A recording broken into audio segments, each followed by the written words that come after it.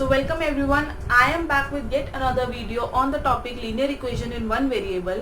इस वीडियो में particularly I'm gonna focus on how to make equations from word problems. जबकि इससे पिछले वीडियो के अंदर हमने ये सीखा था कि basically linear equation in one variable को solve कैसे किया जाता है.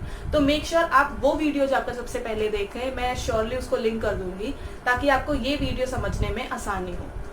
तो टॉपिक स्टार्ट करने से पहले एक काम है जो आपको करना है, that is subscribe to my channel and hit the bell icon, ताकि जब भी मैं कोई न्यू वीडियो अपलोड करूं उसकी इन्फॉर्मेशन आपको सबसे पहले मिले. एंड कमेंट बॉक्स के अंदर मुझे जरूर बताएं वो टॉपिक जिसके ऊपर मेरी नेक्स्ट वीडियो होनी चाहिए. इनफैक्ट इस वीडियो के अंदर अगर आपको कोई भी कमी लगती है तो वो भी मुझे कमेंट बॉक्स के अंदर जरूर बताएं ताकि मैं उस चीज पर इम्प्रूवमेंट्स कर सकूं.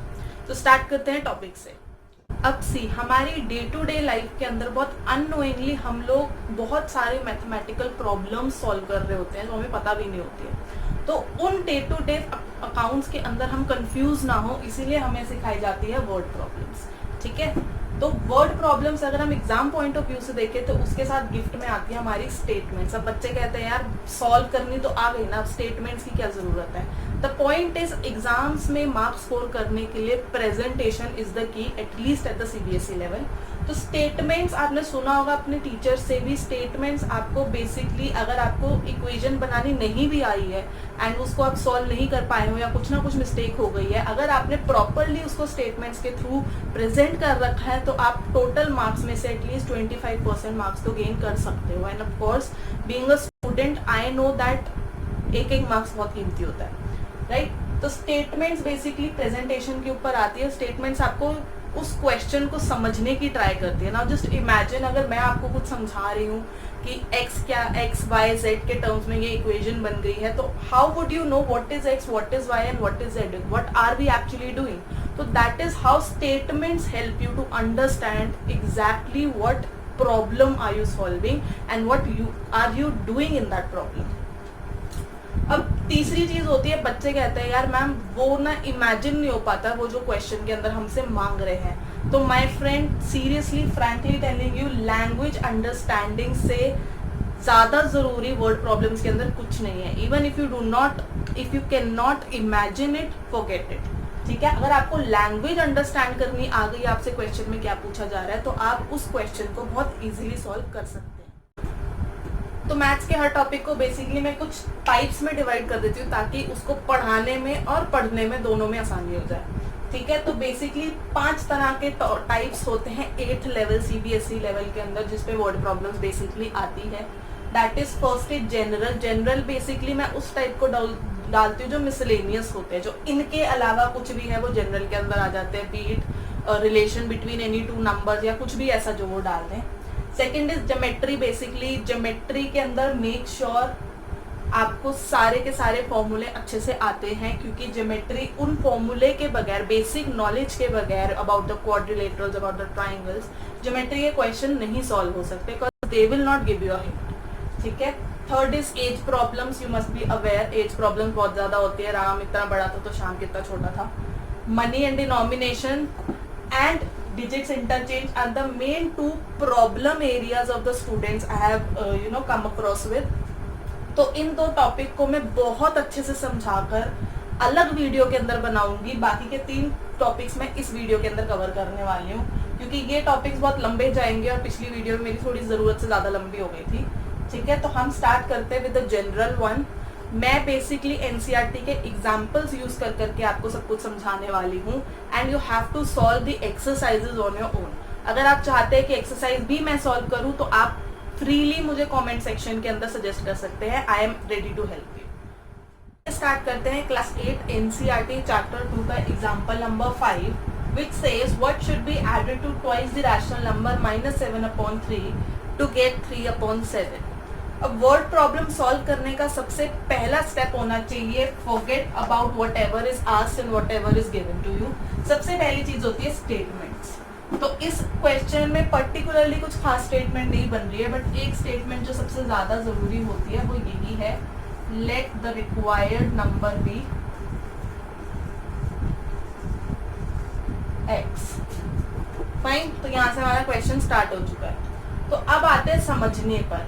मेरे अकॉर्डिंग अगर हमें एक वर्ड प्रॉब्लम समझनी है तो मुझे उसको अपने कंफर्ट जोन और अपनी डेली लाइफ से थोड़ा सा लिंक करना है। क्यों, कैसे कह रही हूँ मैं ये? Suppose I am little bit of confused of how to solve this question, तो मैं इसके ही सेम क्वेश्चन एक ऐसे नंबर्स के थ्रू सॉल्व करने की कोशिश करूंगी जो मेरे लिए थोड़ा कंफर्ट जोन में आते हैं। Let me take the example of 2 and 5. So for now -7/3 for me has become 2 and 3/7 for me has become 5. तो अब दोबारा से क्वेश्चन पढ़ो। What should be added to twice the rational number -7/3 जो कि मेरे लिए for now 2 है। तो twice the number 2 is 2 into 2. Now what should be added to this number they are asking for? तो add मतलब हमें प्लस कर देना है, ठीक है। वो मुझे पता है, वो नंबर मैंने अपनी तरफ से x ले रखा है।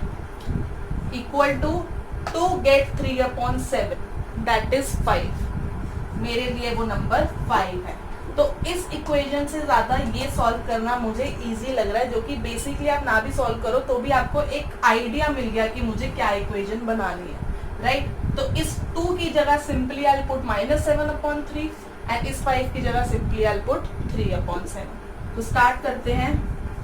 According to the question what are they saying is twice the rational number -7/3। तो simply I twice it up. What should be added? Add कर दिया हमने जो नंबर हमने लिया था x to get 5 that is 3/7।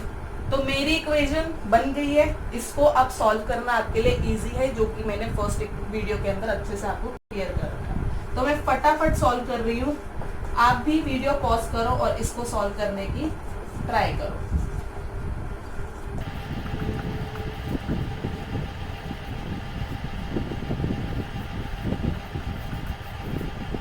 तो the answer is 107/3।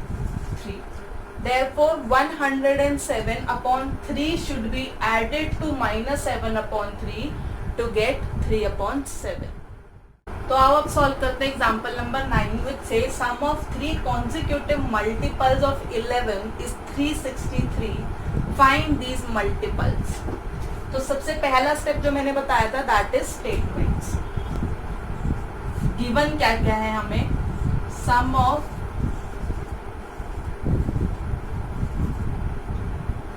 consecutive multiples of 11 मुझे गिवन है जो कि है 363। तो let the first multiple be x। तो क्वेश्चन समझा नहीं, कुछ भी नहीं करा, सबसे पहले मैंने अपना स्टेटमेंट्स का काम खत्म कर लिया। अब आते हैं क्वेश्चन समझने पे। तो इसके अंदर एक टर्म है दैट इज कॉन्जिक्यूटिव, जिसका मतलब मुझे जानना जरूरी है फॉर दिस, ठीक है। तो कॉन्जिक्यूटिव का मतलब क्या होता है? Consecutive means back to back, जो नंबर एक के बाद एक आ रहा है। फॉर एन एग्जाम्पल 2, 3, 4, ठीक है, 11, 12, 13। एंड कॉन्जिक्यूटिव मल्टीपल्स ऑफ 11 की बात क्या है? अगर हम 11 का टेबल देखें तो हम क्या नोटिस करते हैं कि हर नेक्स्ट नंबर के ऊपर हमने उसमें 11 ऐड कर दिया है। तो अगर मैं पहला मल्टीपल अपना x ले रही हूँ 11 का, तो क्या दूसरा नंबर x प्लस 11 नहीं हो जाएगा? और तीसरा नंबर x प्लस 11 प्लस 11 हो जाएगा। Clear with this thing? तो अब उसने मुझे बोला कि इन तीनों का सम जो है वो 363 है। तो मैं सिंपली इनको सम करके आई एम डूइंग दिस। तो हमारे पास एक बहुत फर्स्ट टाइप इक्वेशन बन चुकी है जो हमने लास्ट वीडियो के अंदर पढ़ी थी। तो अब ये सॉल्व करना बहुत इजी है। तो quickly I am gonna solve it. आप भी वीडियो पॉज कर इसको सॉल्व जरूर करें।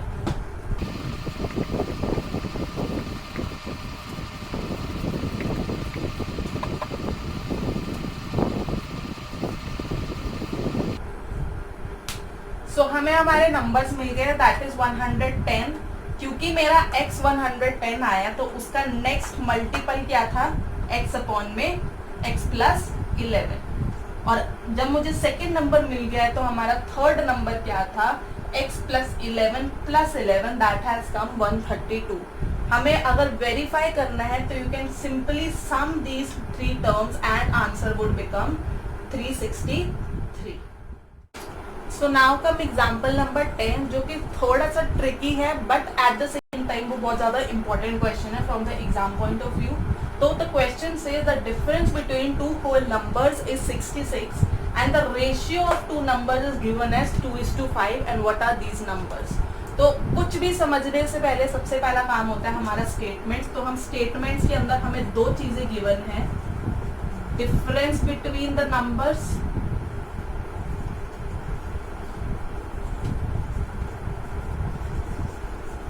is given as 66 and ratio of the numbers is given as 2:5।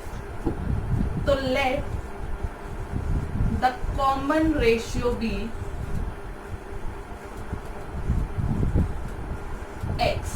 Now the question come, what does this word means common ratio। अब उसके लिए मुझे रेशियो की कुछ बेसिक चीज के ऊपर जाना पड़ेगा जो कि हर क्वेश्चन में प्रॉब्लम सम्स के अंदर आपको काम आने वाली है। तो पहले हम उसको समझ लेते हैं। तो रेशियो का बेसिक मतलब होता क्या है, अगर आई am given the ratio is 2:5 that means it is 2/5। Eight the same time 20/50 का रेशियो भी 2:5 ही आने वाला है। और हम बात करें 4/10 का रेशियो भी 2:5 आने वाला है। एंड ऐसे बहुत सारी ऐसी इक्विवेलेंट फ्रैक्शंस होती है जिनका रेशियो 2:5 आने वाला है। Now what does the common ratio term mean. Common ratio means ऐसा कौन सा नंबर है, कांस्टेंट टर्म है जो कॉमनली मैंने दोनों से मल्टीप्लाई करी या रेशियो लाने के लिए डिवाइड करी, जो कि बेसिकली हम लोग जिस नंबर से भी उसको पर्टिकुलरली कट कर रहे हैं। ठीक है, इसके अंदर it is 10। The common ratio is 10। किस नंबर से इस पर्टिकुलर फ्रैक्शन को मैं डिवाइड करूं कि मुझे रेशियो ये मिले, that is the common ratio. Second case के अंदर अगर हम देखें तो इसको 2:5 बनाने के लिए I have to divide it by 2। That means the common ratio for 4:10 is 2। So ऐसे ही इस पर्टिकुलर क्वेश्चन के अंदर I am not aware about the common ratio, तो I have taken it as x। तो अब हम क्या करते हैं, हम फ्रैक्शन से कॉमन रेशियो के अंदर फ्रैक्शन से रेशियो पे आने के लिए हम कॉमन रेशियो से उसको डिवाइड करते हैं। तो अब फिलहाल के लिए मुझे कॉमन रेशियो पता है और मुझे रेशियो पता है, तो मुझे फ्रैक्शन पे आने के लिए उसको उससे मल्टीप्लाई करना पड़ेगा। तो therefore the numbers become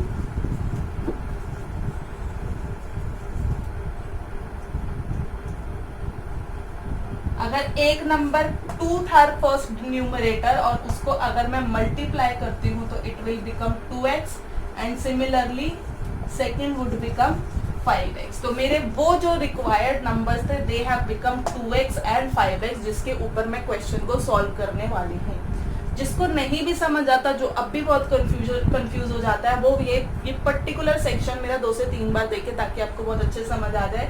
even though अगर उसके बाद भी आपको समझ नहीं आ रहा है तो यू कैन सिंपली मक दिस अप कि जब भी रेशियो आता है तो मुझे दोनों रेशियो के टर्म्स को x से मल्टीप्लाई करके वो पर्टिकुलर टर्म्स ले आनी है, वो पर्टिकुलर वैल्यूज लेकर आ जानी है। तो अब मेरे पास 2 नंबर आ गए हैं। अकॉर्डिंग टू द क्वेश्चन पे आते हैं the difference between 2 whole numbers. Difference means minus. तो अकॉर्डिंग टू द क्वेश्चन मुझे क्या पता चल रहा है, difference between 2 whole numbers is 66 and obviously 2x is smaller than 5x, right. x की किसी भी वैल्यू के लिए 2x और 5x के अंदर होल नंबर्स के अंदर 5x हमेशा बड़ा रहने वाला है। Minded whole numbers I am talking about, ठीक है। तो डिफरेंस इनका कैसे निकलेगा, that is 5x minus 2x and they have given us as 66। तो क्या मेरी इक्वेशन बन गई है? हाँ, मेरी इक्वेशन बन गई है और बहुत ही सिंपल सी इक्वेशन बनी है। तो क्विकली हम इसको भी सॉल्व कर लेते हैं। तो यहाँ पर अगर हम देखें तो x की वैल्यू हैज कम 22। अब बच्चे क्या करते हैं, x की वैल्यू आ गई और बड़ी सी स्माइल देख के नेक्स्ट क्वेश्चन के ऊपर आ जाते हैं। बट अभी तक ये क्वेश्चन कंप्लीट नहीं हुआ है। They have asked us for 2 numbers और अभी तक हमारा एक भी नंबर नहीं आया है। अभी हमारा सिर्फ कॉमन रेशियो आया है, I have to find the numbers also. तो नंबर्स कौन से बन जाएंगे, 2 numbers are 2 into x मतलब 2 into 22 and 5 into x मतलब 5 into 22। तो इसको अगर हम सॉल्व करें तो आंसर्स आर 44 एंड 110। क्वेश्चन को वेरीफाई करने के लिए फटाफट 44 और 110 का डिफरेंस निकालो, इट इज कमिंग एज 66। तो अब आते हैं हम टाइप 2 वर्ड प्रॉब्लम्स पे, दैट इज फ्रॉम ज्योमेट्री।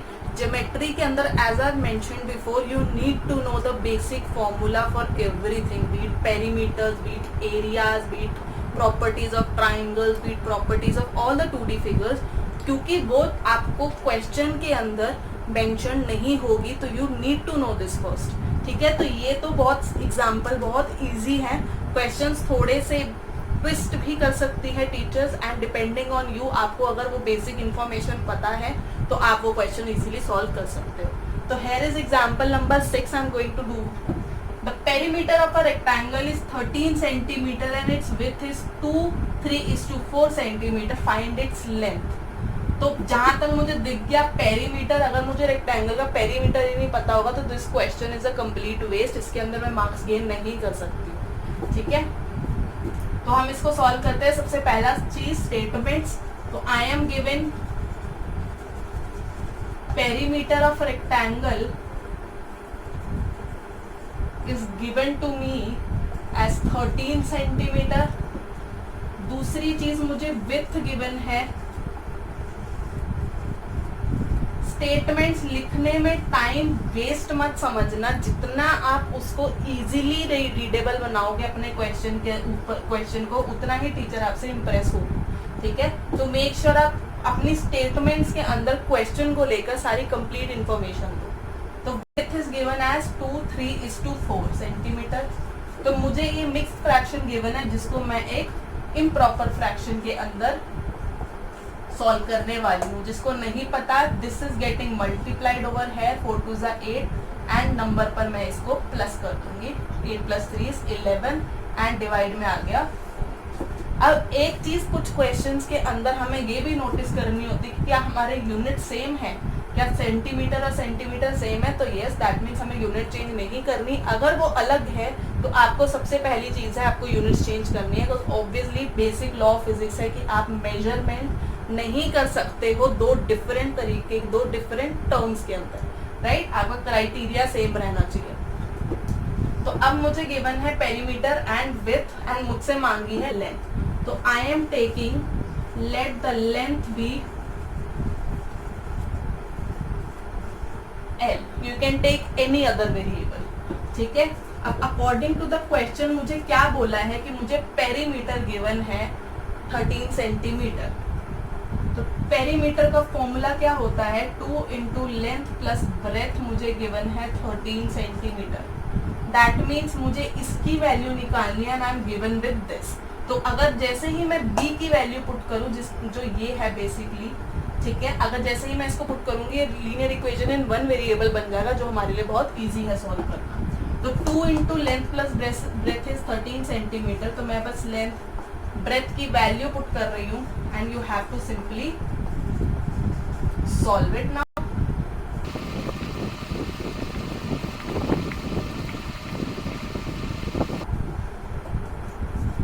तो हमें मिल गई हमारी लेंथ ऑफ रेक्टेंगल, जो कि आई है 15/4 सेंटीमीटर। अगर किसी बच्चे की लेंथ नेगेटिव आ रही है, that means your question is wrong. उसको निग्लेक्ट मत कर देना अपनी तरीके से। बच्चे यही करते हैं, अच्छा माइनस है, लेंथ पॉजिटिव होती है तो हम लोग नेगेटिव को निग्लेक्ट कर देते हैं। No, that means you have done something wrong. वो नेचुरली पॉजिटिव आनी चाहिए, अगर वो लेंथ है, टाइम है या कुछ भी ऐसा। ठीक है, नेक्स्ट टाइप हमारा आता है एज प्रॉब्लम, जिसका एग्जाम्पल नंबर 7 हम सबसे पहले करने वाले हैं। The present age of Sahil's mother is 3 times the present age of Sahil. After 5 years, their ages will add up to 66 years. Find their present age. तो कुछ नहीं समझना, कुछ नहीं करना, सबसे पहले हम गिवन चीजों की स्टेटमेंट्स बना देते हैं। ठीक है, तो सबसे पहला मुझे जो भी फाइंड करना होता है, मेक श्योर आप उसको वेरिएबल के अंदर लिखो। तो let the present age of Sahil be x years। ठीक है, अब क्वेश्चन बच्चों का ये होता है, यार इसके अंदर साहिल की मम्मी की भी बात हो रखी है और साहिल की भी बात हो रखी है, तो किसकी एज को x लेना है? तो आंसर इज, आप किसी को भी बेसिकली x ले सकते हो, बट इजी बनाने के लिए आप उसको x लो जिसके टर्म्स में दूसरे की एज गिवन है या दूसरे की कोई भी रिलेशन गिवन है। तो यहाँ पर मुझे साहिल की मदर की एज इन टर्म्स ऑफ साहिल की प्रेजेंट एज गिवन है, तो मैंने साहिल की प्रेजेंट एज को x ईयर ले लिया। तो प्रेजेंट एज ऑफ मदर क्या हो जाएगी? Present age of Sahil mother is 3 times the present of Sahil age, तो 3 times the present age of Sahil age. And make sure to write this word, क्योंकि हम अभी फिलहाल बात कर रहे हैं प्रेजेंट एज की। ठीक है, now according to the question मुझे वो क्या कह रहा है कि after 5 years their ages will add up to 66 years। तो आफ्टर 5 years साहिल की एज क्या हो चुकी होगी?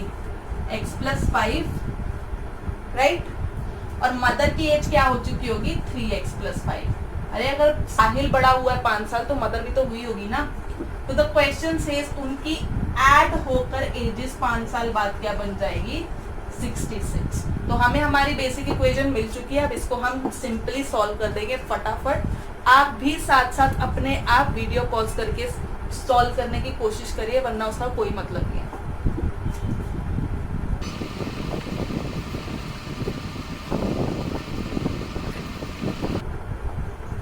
तो हमें मिल गई है प्रेजेंट एज ऑफ साहिल जो कि है 14 years, और वहीं अगर बात करें प्रेजेंट एज ऑफ मदर, तो वो 3 टाइम्स ऑफ 14 हो जाएगी, तो दैट इज 42 years। अगर आपका क्वेश्चन अभी तक सॉल्व नहीं हो पाया है या कुछ भी मिस्टेक हो रही है, तो दोबारा से मेरी वो पुरानी वीडियो जरूर देखें, इससे पिछली सारे के सारे कॉन्सेप्ट जो है आपके थोड़े से रिवाइज हो जाएंगे और आपको थोड़ा सा इजी हो जाएगा। Example 15 which says Arjun is twice as old as Shreya. 5 years ago his age was 3 times the Shreya's age. Find their present ages. तो कुछ भी समझने से पहले हम लोग ट्राई करेंगे अपनी statements. Let the present age of Shreya be X. Why Shreya? Because Arjun की भी एज जो है हमें श्रेया की एज के टर्म्स में गिवन है। तो let the present age of Shreya age be x years। तो प्रेजेंट एज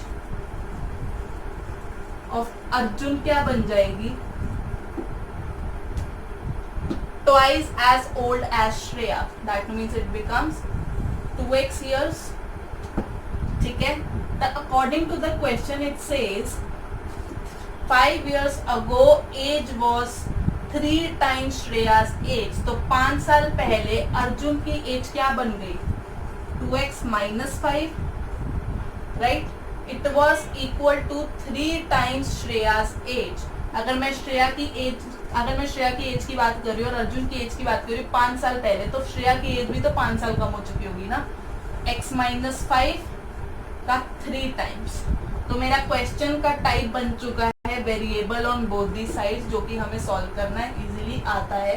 तो फटाफट इसको सॉल्व कर लो, मैं भी करती हूँ।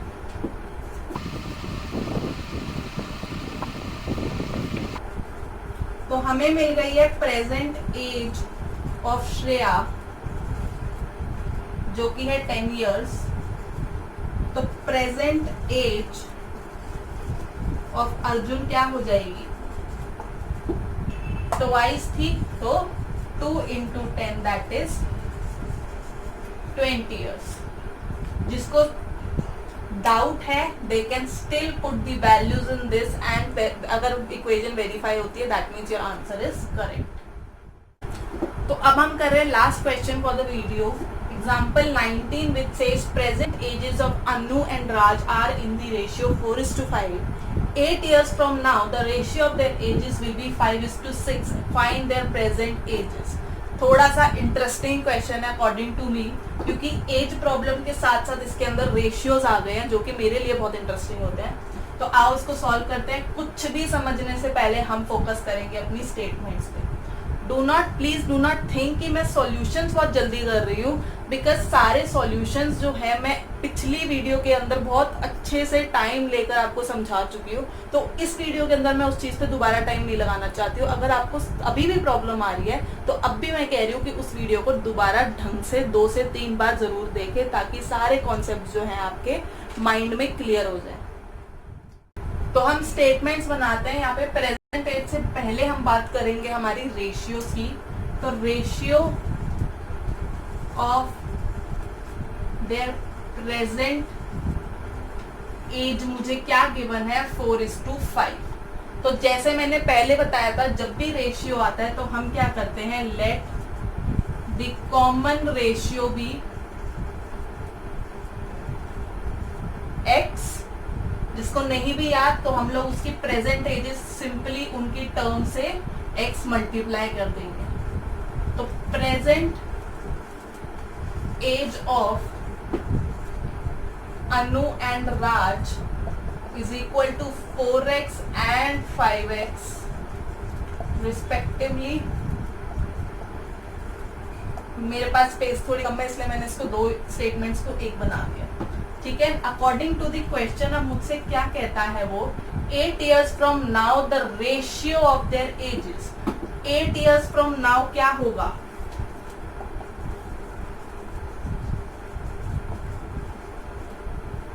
फोर एक्स प्लस 8 होगा और 5x प्लस 8 होगा, और रेशियो निकालने के लिए मैंने उनको डिवाइड कर दिया. और मुझे गिवन है कि इन दोनों का ratio after 8 years will become 5:6. तो अब अगर याद हो तो रिड्यूसेबल टू लीनियर इक्वेशन वाली फॉर्म बन चुकी है इस क्वेश्चन की, एंड हमें सिंपली इसको क्रॉस मल्टीप्लाई कर सॉल्व करना है. तो फटाफट इसको सॉल्व कर लो आप भी और मैं भी करती हूँ.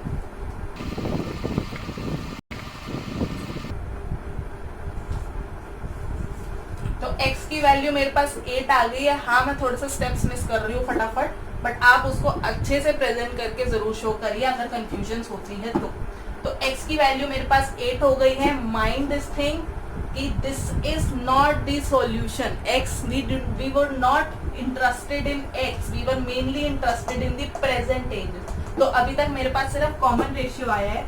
तो present age of Anu and Raj क्या बन गई है, 4x means 4 into 8 and 5x means 5 into 8. That is 8 for the 32 years and 40 years. तो ये वीडियो मैं यहीं पर एंड अप करूंगी. इसको अभी भी अगर आपको कुछ डाउट्स है तो आप मुझसे फ्रीली कमेंट सेक्शन के अंदर पूछ सकते हैं. इसके आगे के जो 2 टाइप्स हैं वो मैं नेक्स्ट वीडियो के अंदर अपलोड करूंगी, जो कि बहुत जल्दी होने वाली है. वीडियो को जरूर लाइक करें अगर आपको ये वीडियो पसंद आई है. एंड सिंस लॉकडाउन चल रहा है तो अपना ये टाइम बिल्कुल वेस्ट मत करो, क्योंकि जैसे ही स्कूल्स एंड इंस्टीट्यूट रीओपन होंगे आई थिंक आपके ऊपर कंपैरेटिवली डबल ट्रिपल प्रेशर पड़ जाएगा. तो साइड बाय साइड थोड़ी मस्ती भी करो, बट साइड बाय साइड अपनी थोड़ी सी पढ़ाई भी कर लो, ताकि बाद में आपको इतना इश्यूज ना हो. ठीक है. एंड अपने जितने भी फ्रेंड्स हैं, आपके क्लासमेट्स हैं, आपके ट्यूशन मेट्स हैं, उनको ये वीडियो जरूर शेयर